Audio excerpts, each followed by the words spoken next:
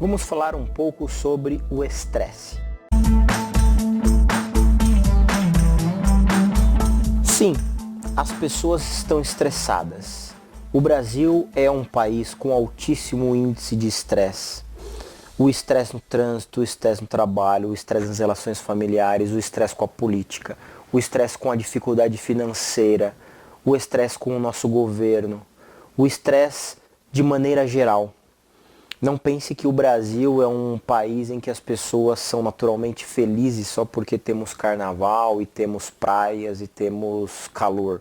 Não é verdade. Estudos revelam que 70% dos trabalhadores se consideram estressados. 70% das pessoas estão estressadas. É só você ver o que está acontecendo aí num dia normal, numa segunda-feira, no horário de pico. Agora, vamos desmistificar um pouco o estresse. O estresse por si só não é ruim. O estresse por si só, que ocorre em função muito de um hormônio chamado cortisol, que vai ter uma aula específica para falar sobre esse hormônio. O estresse agudo, que é aquele que vem num pico de adrenalina, de cortisol, ele não é ruim. Aliás, ele é extremamente necessário para injetar no nosso corpo o ânimo, a vontade, a energia suficiente para fazer as coisas, hein? Se você não tiver um pouquinho de estresse, que é o chamado eu-estresse, aquele estresse necessário para te fazer levantar da cama e enfrentar uma reunião, enfrentar um dia de trabalho e ganhar a vida, ganhar dinheiro e ter sucesso, você não vai a lugar nenhum. Porque você fica na cama, você se deprime, você fica deprimido, depressivo e você não tem ânimo para nada. Então veja, como vai aparecer aí para você, o estresse é aquele que prepara o indivíduo para o enfrentamento de situações inesperadas do cotidiano. É importante que você tenha esse estresse, que na origem da nossa raça humana, ligada a aspectos do animal, nós precisávamos muito disso por um mecanismo de luta ou fuga. Ou você lutava contra um predador ou você fugia dele. Então esse mecanismo fisiológico permanece.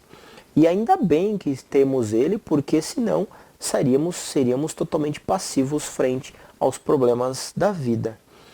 Só que hoje o estresse não é mais por uma questão de luta ou fuga. Pode até ser, se você estiver numa situação de perigo, de um assalto, alguma coisa assim. Mas normalmente o estresse ele está relacionado com as contas que vão chegar, com o boleto para pagar. Na relação de trabalho, quando o chefe te chama para conversar, quando você perde um prazo de um relatório, quando você não consegue fazer uma venda. E aí o estresse hoje ele está relacionado com os problemas do dia a dia.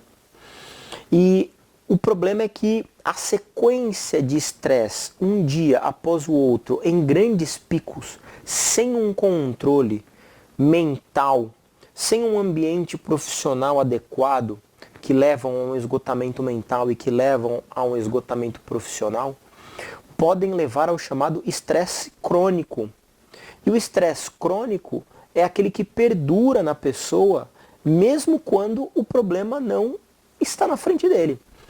A pessoa, ela acostumou o corpo tantas vezes a ter pico de estresse, de cortisol, de adrenalina no corpo, que basta que ela chegue em algum ambiente que lhe pareça ser estressante, que pode ser o trabalho, mas também pode ser o trânsito.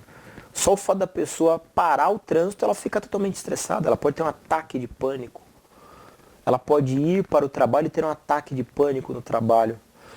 Porque o estresse virou crônico, virou algo que se repete em vários ambientes da vida dela, ainda que não tenha mais aquele agente causador.